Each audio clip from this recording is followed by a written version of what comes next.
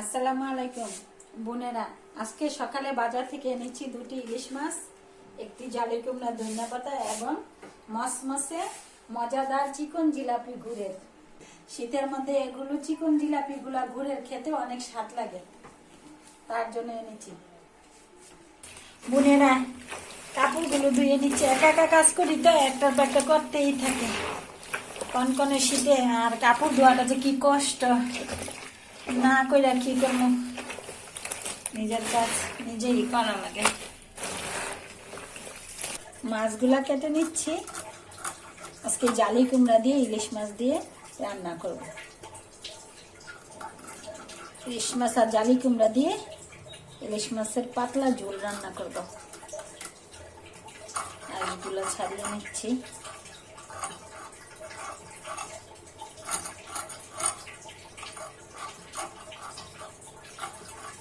বোনেরা, মাছগুলো কেটে ধুয়ে পরিষ্কার করে নিয়েছি।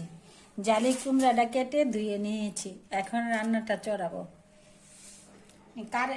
গ্যাস নেই তো কারেন্টে রান্না করব।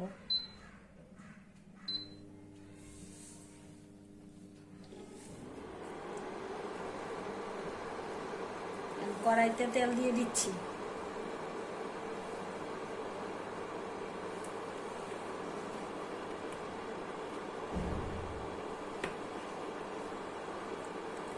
এখন কড়াইটা গরম হয়ে যাক, হলুদ মরিচ মাখাইয়া নিচ্ছি।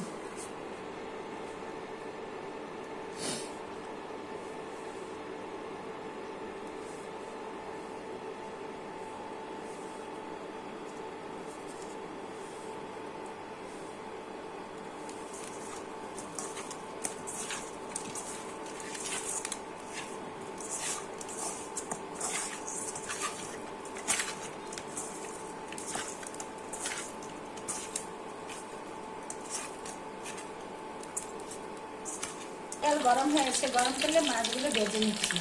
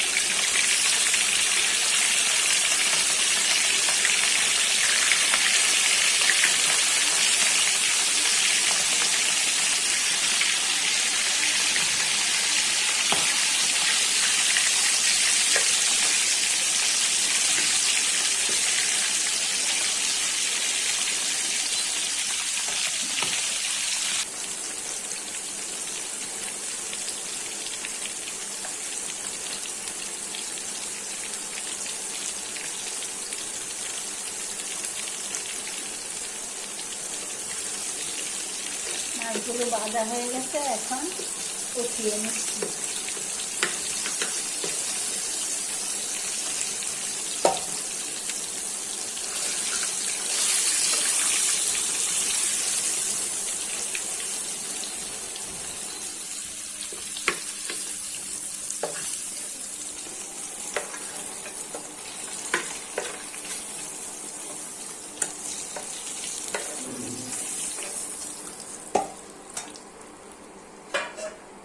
মাছ ভাজা হয়ে গেছে, এখন তরকারিটা মাছ ভাজা তেল দিয়ে কষিয়ে নিব।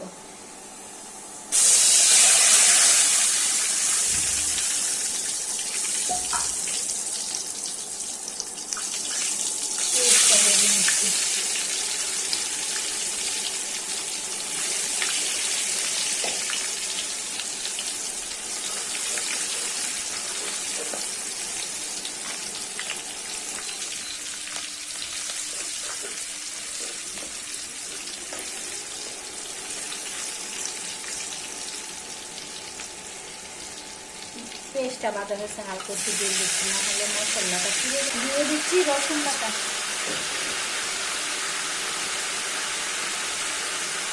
দিয়েছি, জিরার গুঁড়া,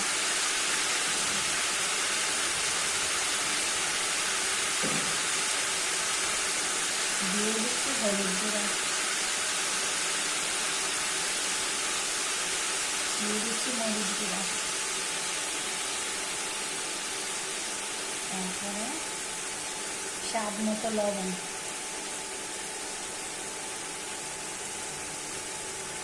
এখন নেড়ে চেড়ে মশলাটা কষিয়ে নিচ্ছি।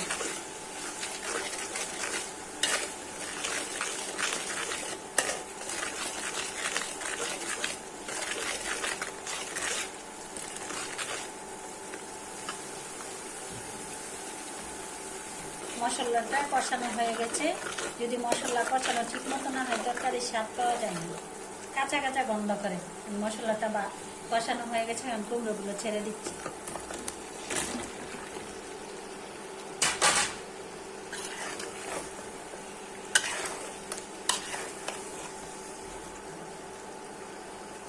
এখন দেখে দিচ্ছি কুমড়োগুলো কষানো হওয়ার জন্য, দেখি সিদ্ধ হয়েছে কিনা। না হয় নাই। কুমড়াটা সিদ্ধ হতে হতে টমেটোগুলো কেটে আনি, টমেটো দিব।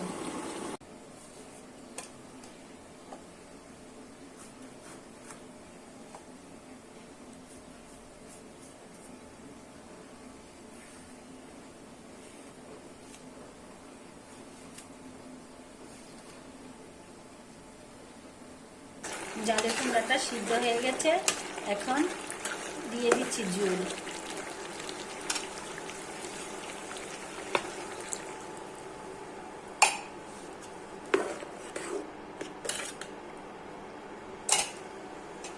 এখন দিয়ে দিচ্ছি ফালি করা টমেটোগুলো।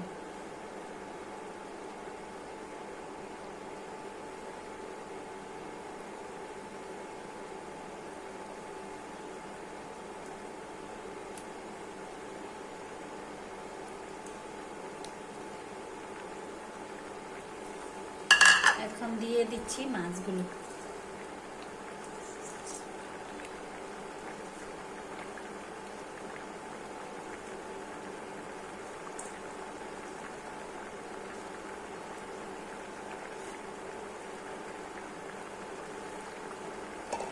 এখন লবণ মরিচ সব একসাথে ঢোকার জন্য ঢেকে দিচ্ছি।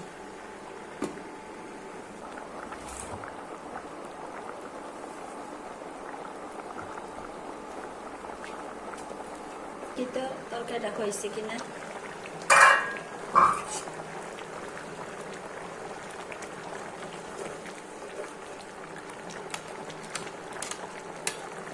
একটু চেখে দেখি।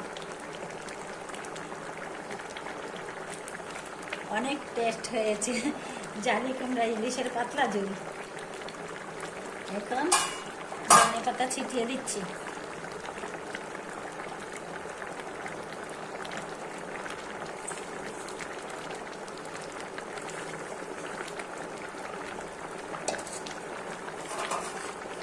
একটু ঢেকে দিচ্ছি।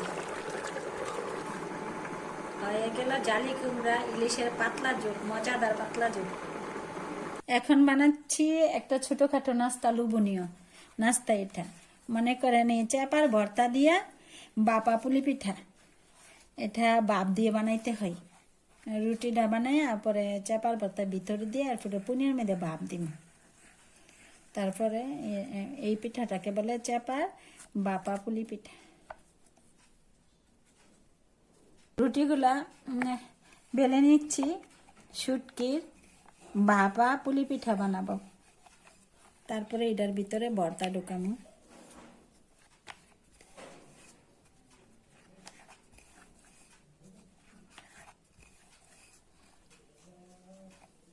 সবগুলা বেলা হয়ে গেছে। এখন ভর্তাগুলো ভিতরে দিয়ে দিচ্ছি। আগে থেকে বানানো চাপার ভর্তা দিয়ে লোভনীয় স্বাদের বাপানো পুলি পিঠা বানাচ্ছি।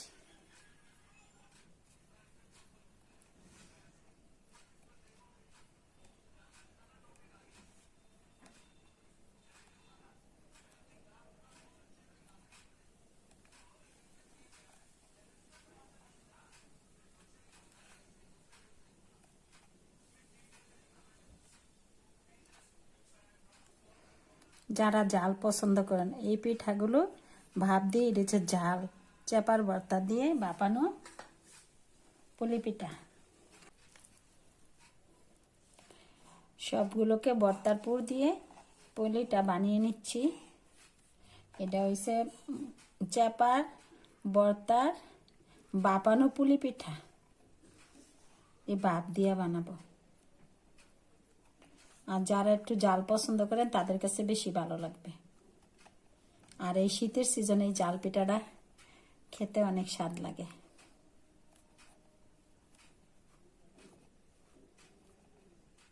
হয়ে গেছে বানানো। বোনেরা পানিটা সিদ্ধ হয়ে গেছে, বাপ এসে গেছে। এখন আমি মজাদার স্বাদের বাপানো শুটকির পুলি পিঠা বানাচ্ছি, লোভনীয়। এই পিঠাটা যারা শুটকি পছন্দ করেন তাদের কাছে অনেক ভালো লাগবে। দেখি পিঠাগুলো বাপানো হয়েছে কিনা।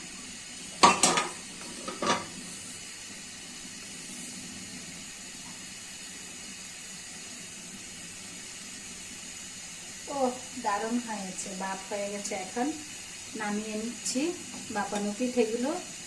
আর শুটকির বাপানো লোভনীয় বাপানো পুলি পিঠা হয়ে গেছে। আজ এই পর্যন্তই। বোনেরা ভালো থাকবেন, সুস্থ থাকবেন, আমার ভিডিওগুলো বেশি বেশি দেখবেন, শেয়ার করবেন। আল্লাহ হাফেজ।